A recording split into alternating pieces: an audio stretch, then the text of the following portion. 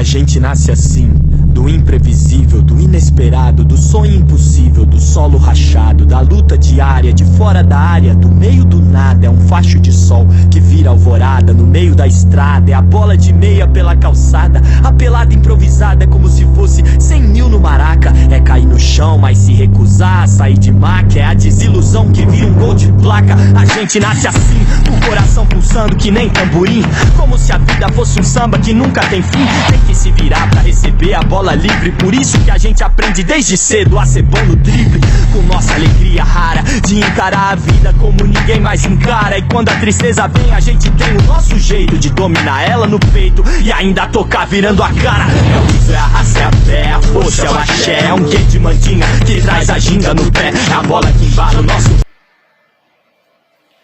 Olá para você que acompanha o nosso programa em foto. Como vocês puderam observar, chamada nova, configuração nova, vem muitas entrevistas, muita qualidade para vocês nesses nossos conteúdos que vamos apresentar. Hoje, a nossa entrevista, ela é de um personagem do futebol que é contestado por dirigentes, por torcedores e os comentaristas esportivos. Se você pensou no treinador de futebol, você está certo. Além de ser contestado, ele vai do céu ao inferno em poucos dias. E para termos uma entrevista tão bacana neste momento, vamos receber o treinador Guilherme Dalladea, filho de São Carlos e com passagens pela categoria de base da Seleção Brasileira de Futebol. E para entrevistá-lo, nós vamos até a casa dele, que nos recebeu com muito carinho, com o repórter cinematográfico Cláudio Romagnoli e o repórter simpático, educado e muito culto Lucas Zampieri. Eu passo a bola para você e vamos acompanhar essa entrevista. Show de bola para vocês!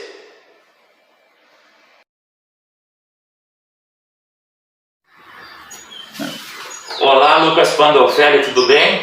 Com um passe de primeira vez, já dominei aqui no peito e já vou tocar aqui para o professor Guilherme Dalladea.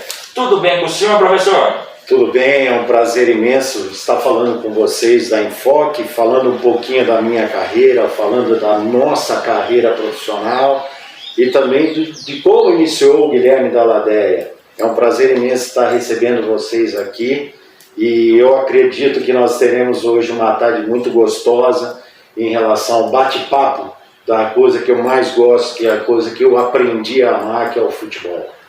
Com certeza. Professor, como que você iniciou no futebol e também na carreira de treinador? Vamos lá, eu comecei como atleta de futebol no Grêmio São Carlense em 1986 e no Grêmio São Carlense eu tive a oportunidade e a felicidade de conhecer vários profissionais e de um deles que subiu com o Grêmio São Carlense na época, 1990, o Jonas, o goleiro. Ele me convidou a participar de um grande projeto do Clube Atlético Lençoense, que na época era administrado, né, pelo Naia e pelo Faisal, Naia, o pai do Cazu, que muito tempo jogou no 15 de Jaú, depois foi ao Santos, uma pessoa muito conhecida no futebol japonês. E ali eu praticamente me transformei num atleta profissional, joguei apenas 2 anos e retornei para São Carlos em 1991, quando eu entrei na faculdade, na Fundação Educacional, fazendo Educação Física. Me formei em 94 para 95. Em 1991, dia 15 de abril de 1991, eu recebi um convite do São Carlos Clube, o clube social nosso aqui de São Carlos, através do presidente era o Paulo Gulo, o diretor Dorival Picon e o Thomas Tinton. O Thomas tinha já trabalhado comigo, eu era atleta do Thomas, e naquele momento que eu parei de jogar futebol, eu fui um goleiro profissional. Em 1990 começou a surgir o Tafarel, não sei se vocês vão se lembrar, o nosso querido Tafarel. Com certeza. E nessa época começou a surgir no Brasil os treinadores de goleiro. E o Thomas me fez o convite para assumir essa função no São Carlos Clube, porque disputavam o Campeonato Paulista, mas também tem os sócios. os sócios que gostam de jogar no final de semana, e eu ajudava a treinar esses profissionais, esses ex-atletas dentro do São Carlos Clube, e ali começa a surgir a minha carreira como treinador. Então, são 30 anos já de carreira. Em 91 eu tive essa oportunidade, comecei como treinador de goleiro, depois me afirmei como treinador, até mesmo dentro do próprio São Carlos Clube. Em 95 nós montamos uma escola em São Carlos, uma escola que foi muito reconhecida e conhecida regional e até internacionalmente, que foi a Gol de Placa. A Gol de Placa era na Rua Larga, na Vila Prado, e eu e o Thomas éramos sócios proprietários, com vários treinadores também nos ajudando. E ali eu comecei a desenvolver uma coisa que é muito de nós treinadores, né? O feeling, o conhecimento, o tato de conhecer esses jogadores.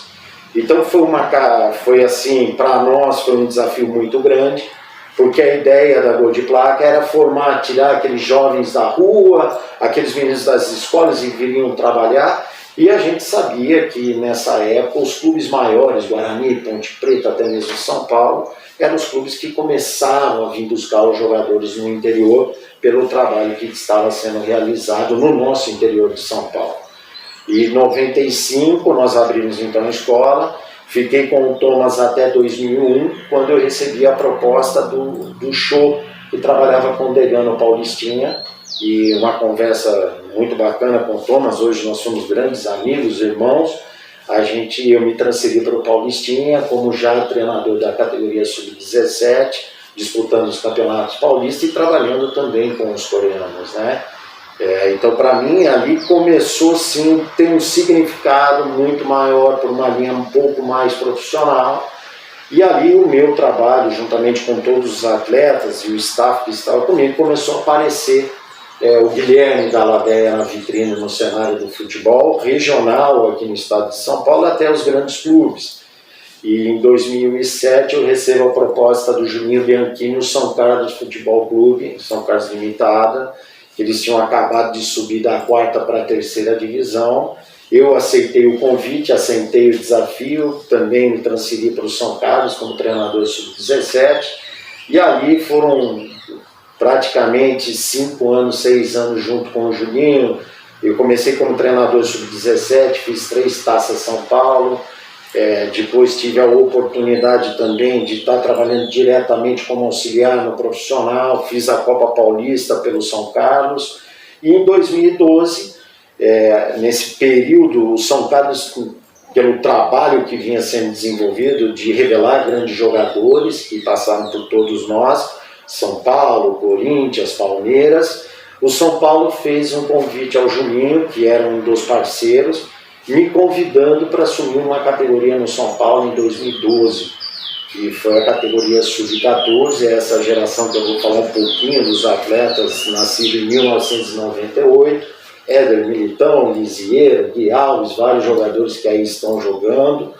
E aí, em 2015, assumi a seleção brasileira, o convite do Erasmo Damiani, hoje ele é CEO do Atlético Mineiro. Ele fez um convite a mim, ao finado amigo, irmão Amadeu, e ao Micali, que é a Confederação Brasileira, junto com o Dr. Marco Polo e Gilmar Rinaldi, eles estavam querendo que a CBF tivesse uma mudança. Não que já não existia, porque existiu lá com o Ney Franco, com o Galo, depois com todo o nosso grupo, e hoje com a coordenação do Branco continua tendo essa evolução.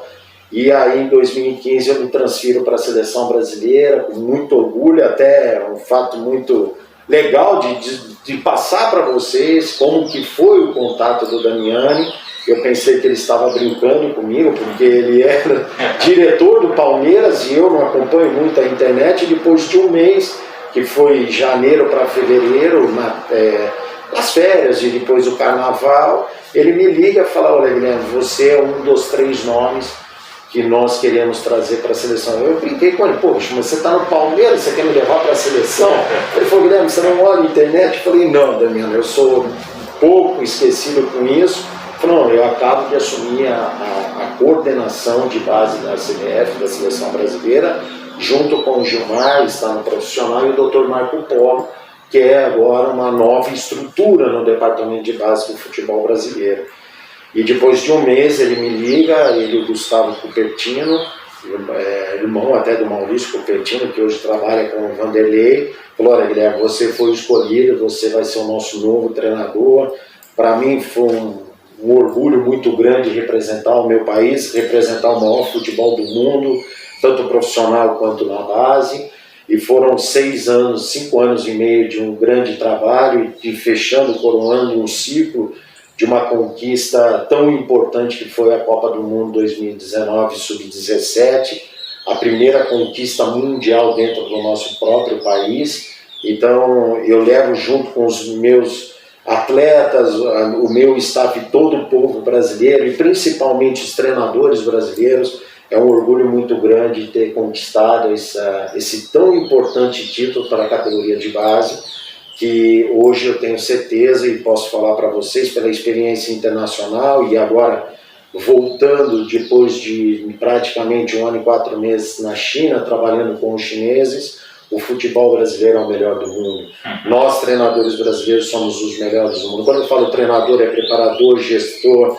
Hoje o assistente social, psicólogo, nutricionista, todos estão envolvidos dentro dessa caixa de um treinador de futebol. Então, foi uma carreira de 30 anos que eu venho ainda todo dia aprendendo, procuro estudar muito, porque o futebol ele evolui muito e nós treinadores temos que estar preparados para essa grande evolução no futebol. Então, esse é um pouquinho da minha carreira aí, são 30 anos de carreira. Uma carreira já bem extensa, né, professor? Bom, professor, você falou que teve muito orgulho em representar a seleção brasileira, né? Quais mais sentimentos foram despertados desde o convite até com suas conquistas principais pela seleção?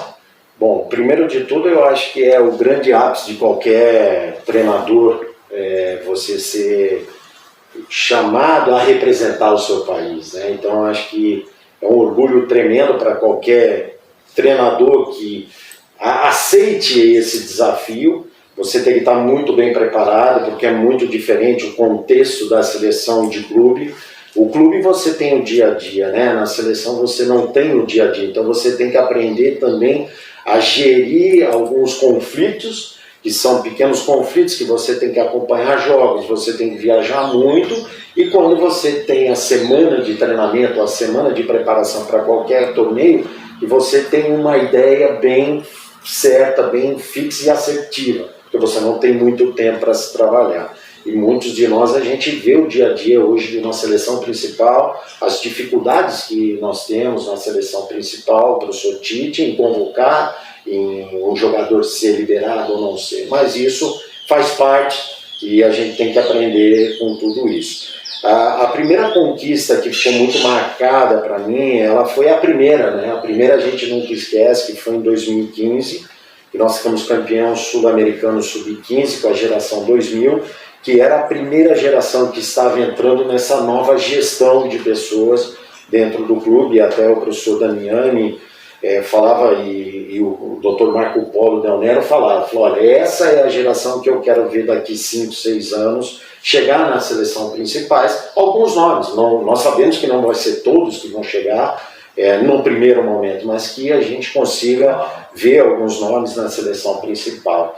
E a gente leva isso com muito orgulho, que a primeira convocação que teve foi do Gabriel Brazão, que ele veio a completar a seleção principal juntamente com o professor Tite, e depois começa a surgir os jogadores que todos nós víamos, nós que acompanhamos o futebol de base, sabíamos que era questão de tempo, que é o Vinícius Júnior, hoje um grande jogador no mercado mundial. Hoje o nome do Vinícius Júnior é falado em todos os cantos, e é um jogador que começou com a gente lá em 2015.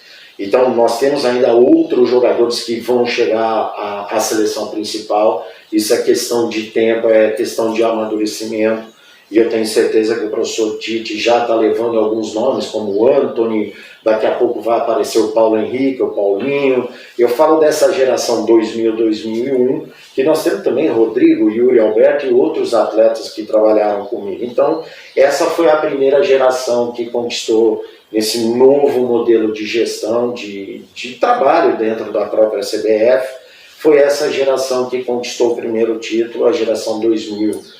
E depois, logo em seguida, eu tive a oportunidade e a felicidade de estar acompanhando o nosso querido Amadeu, que fez a Copa do Mundo 2017. Então, toda aquela geração que foi trabalhada por mim lá em 2015, eu também acompanhei eles no Mundial Sub-17 na Índia em 2017, que também foi um trabalho fantástico do professor Amadeu, de todos nós e atletas, conquistando o 3º lugar do mundo.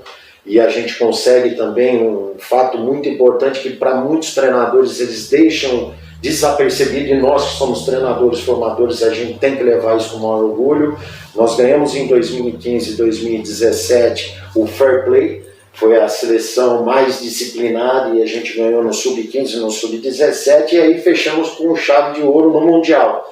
Ganhamos também em 2017 na Copa do Mundo a seleção mais disciplinada, uma equipe que jogou muito limpa, jogou merecidamente. Lógico, nós fizemos praticamente quase uma final contra a Inglaterra, na disputa ali da semifinal, e infelizmente a Inglaterra passou e por mérito foi campeã daquele ano, Espanha em segundo e nós em 3º colocado. E eu levo isso com muito orgulho, de muito aprendizado para mim, que depois eu consigo transferir dessa experiência para 2009, uma geração também fantástica, a geração 2002, que a gente acompanhou com muito carinho. O Paulo Vitor, que vinha trabalhando com esses meninos, me entregou uma geração muito coletiva, uma equipe que jogava coletivamente.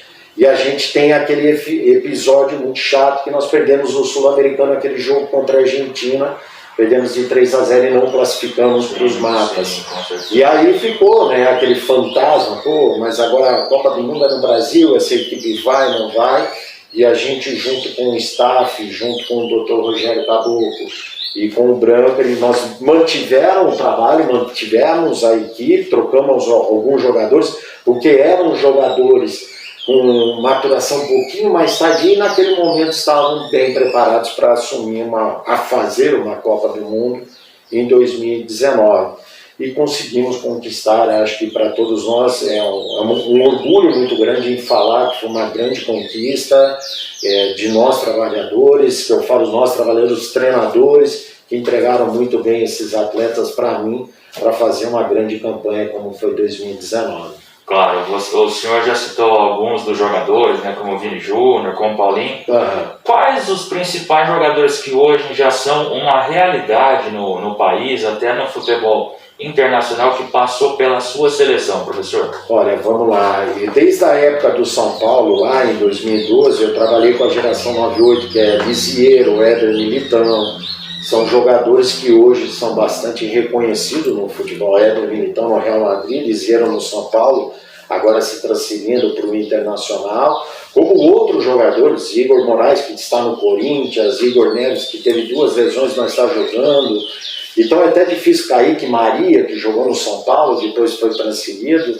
Então Bissoli, Guilherme Bissoli, que hoje está no Atlético Paranaense, são jogadores que passaram por mim. É o que eu falo, eu tive uma pequena parcela de ajudá-los eles crescerem profissionalmente. O São Paulo tem uma linha, né, de formar esses jovens, e depois a geração 99, que é Sara, Igor Gomes, jogadores também que estiveram comigo, o próprio Brenner, que ficou um ano antes trabalhando comigo, Elinho, Everson, que hoje está no Red Bull. Se eu falar aqui até é chato eu esquecer de muitos. Com certeza. Mas eu tive sim uma parcelinha, eu falo, pelo menos nesse crescimento profissional de cada um deles, que é uma coisa que nós formadores não podemos deixar. Eles entenderem de onde eles vêm. Então é muito importante eles não perderem as raízes. Lógico que vão se tornar grandes atletas aí no mercado do futebol mundial. E assim também tem uma situação, né? Eles passaram pela seleção sub-15, pela seleção sub-17, mas seguiram a carreira profissional. O senhor consegue acompanhar a carreira desses meninos? Tem contato com algum deles?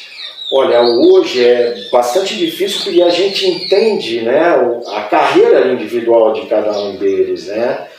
A gente tem hora que se cruza. Quando eu estava na seleção, cruzava com outro no clube, mas hoje o Instagram é muito fácil, né, de você o comunicar, parabenizá-lo, enfim. Então eu acompanho muito esses meninos pelo Instagram, muitos até me perguntam, vários repórteres, televisão, me falam a questão de Caio Jorge, de Rodrigo, de Veron, desses meninos que estiveram comigo, são meninos aí, o próprio Ian Renier, que hoje é um jogador aí também fora do país, é uma geração muito rica. Então isso eu tenho prazer sim de comunicar, falar. Tem hora que eu brinco até com eles, eu gosto muito de olhar o extracampo desses atletas. Dá aquele puxão de orelha também, exato, eu acho que isso é importante. Eu vejo alguns atletas que lá comigo no 14, na 15, com 14, 15 anos, é uma cabeça completamente diferente, mas a gente via coisas positivas nesses atletas. E um desses casos foi agora o Luan, o volante do São Paulo. Ele vem de uma comunidade bastante assim turbulenta, onde ele morou, onde ele nasceu, mas ele leva com orgulho. Então hoje ele pode contribuir com aquelas crianças, ele pode contribuir com aquela comunidade. Isso ele teve um grande espelho em casa que foi a avó, né? Exato. A avó ajudou, hoje ele segue o projeto social dela, ajuda as crianças. Exato. Assim é um menino muito cabeça lá na frente, né? Exato, e isso eu estou dando só apenas um exemplo do claro. Nós temos outras pessoas, outros atletas que também fazem, né? Então até parabenizei ele, porque o Luan foi sempre um atleta que eu tinha que dar uma apertadinha nele, mas com muito respeito, um menino que melhorou muito, principalmente a cabeça dele, e hoje se tornou um atleta jogando no São Paulo, no nível internacional. Então acredito que nós, treinadores, temos sim uma parte muito grande nessa contribuição, não só dentro de campo, mas o extra-campo hoje é muito importante, eles terem uma pessoa que possa ajudá-lo. Ou uma palavra, né? Eu não falo ajudar, mas uma palavra que cada vez ainda possa melhorar. Certo. Professor, quais são os seus próximos projetos voltados ao futebol? Vamos lá, eu acabo de retornar de um grande trabalho feito na China, no grupo Evergrande, Guangzhou UFC. Infelizmente a gente foi pego por esse problema imobiliário, o boom imobiliário do grupo Evergrande, e todo o grupo que estava comigo retornou também, os jogadores agora brasileiros, alguns estão retornando, Goulart e outros estão retornando, por esse problema que a empresa está passando por esse momento, um momento muito difícil. Para mim foi uma experiência fantástica. Foram praticamente 1 ano e 2 meses, foram 14 meses ali de trabalho junto a um clube que está aprendendo a entender o futebol de base e por isso contratou grandes profissionais para mostrar como é feito no Brasil o futebol de verdade de base. Então agora eu estou retornando e eu estou aguardando algumas coisas, algumas prioridades que daqui para frente poderão surgir. Eu sou uma pessoa que eu tenho muita ética, eu tenho muito respeito. Final de ano há sempre uma mudança, troca de treinador, troca de gestores. E uma coisa que eu não gosto de conversar com nenhum clube é quando tem um treinador e eu tenho que assumir a função desse treinador. Então todos já me conhecem muito bem.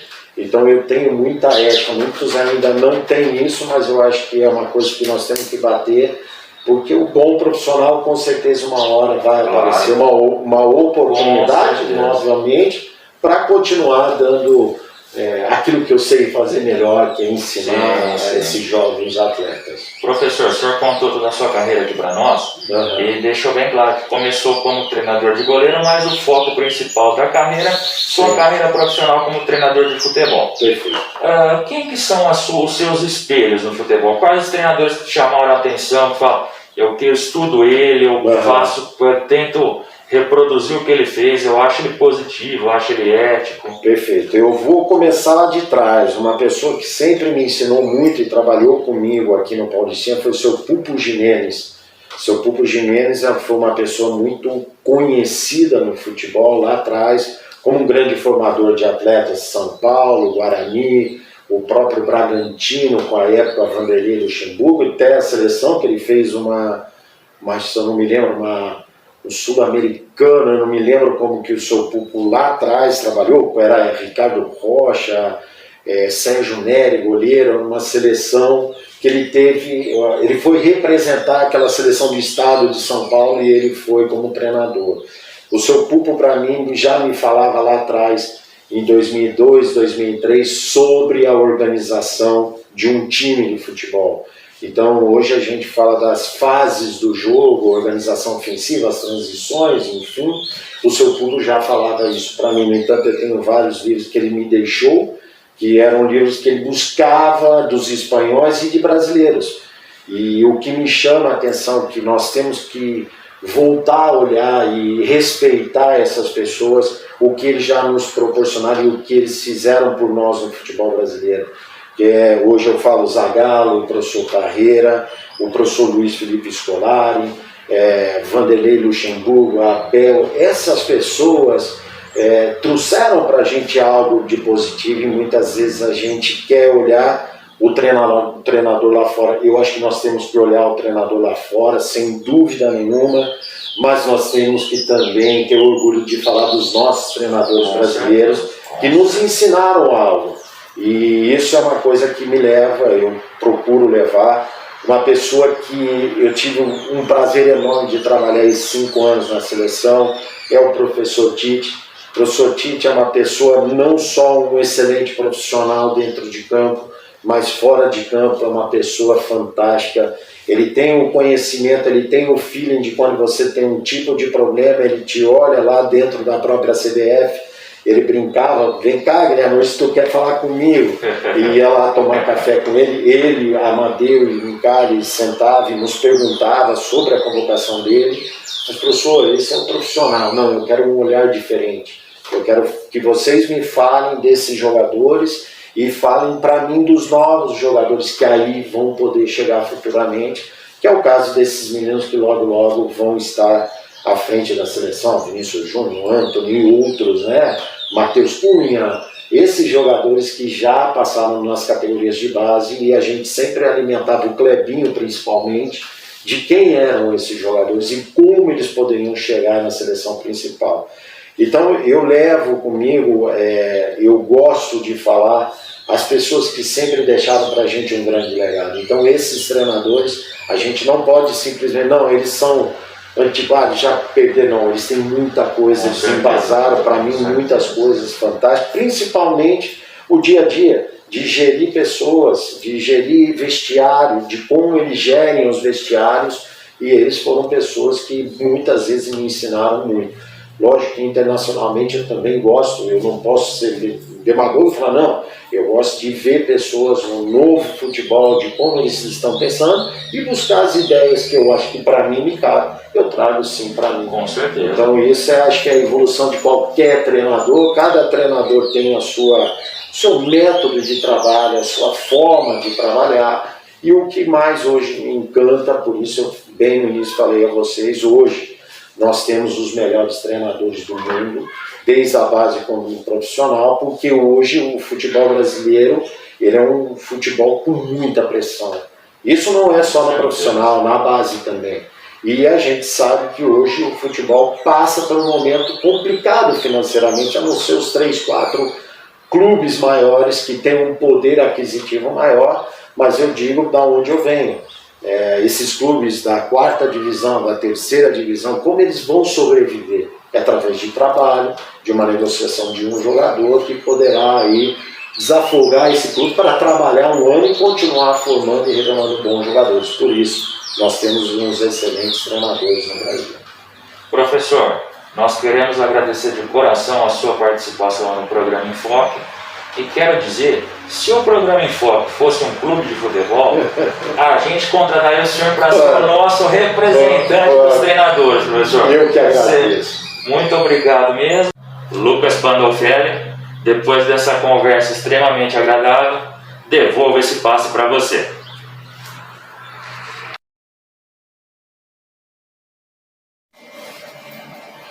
Completando essa tabelinha maravilhosa com o repórter Lucas Ambieri, tivemos um gol de placa, que foi a entrevista do professor Guilherme Dalladea. Espero que vocês tenham gostado desse conteúdo tão importante, de uma história tão rica de um treinador são-calense. Nós encerramos esta edição e neste mês vem ainda muita coisa especial para vocês. Ficamos por aqui e até a próxima, pessoal! A gente nasce assim, do imprevisível, do inesperado, do sonho impossível, do solo rachado, da luta diária, de fora da área, do meio do nada. É um facho de sol que vira alvorada no meio da estrada. É a bola de meia pela calçada, a pelada improvisada, é como se fosse 100 mil no maraca. É cair no chão, mas se recusar a sair de maca. É a desilusão que vira um gol de placa. A gente nasce assim, o coração pulsando que nem tamborim, como se a vida fosse um samba que nunca tem fim. Tem que se virar pra receber a bola livre. Por isso que a gente aprende desde cedo a ser bom no drible, com nossa alegria rara de encarar a vida como ninguém mais encara. E quando a tristeza vem, a gente tem o nosso jeito de dominar ela no peito e ainda tocar virando a cara. É o riso, é a raça, é a fé, a força, é o axé. É um quê de mandinga que traz a ginga no pé. É a bola que embala o nosso balé, um grito de olé. É nossa ginga no pé, é um pouco de louco, e só entende quem é brasileiragem.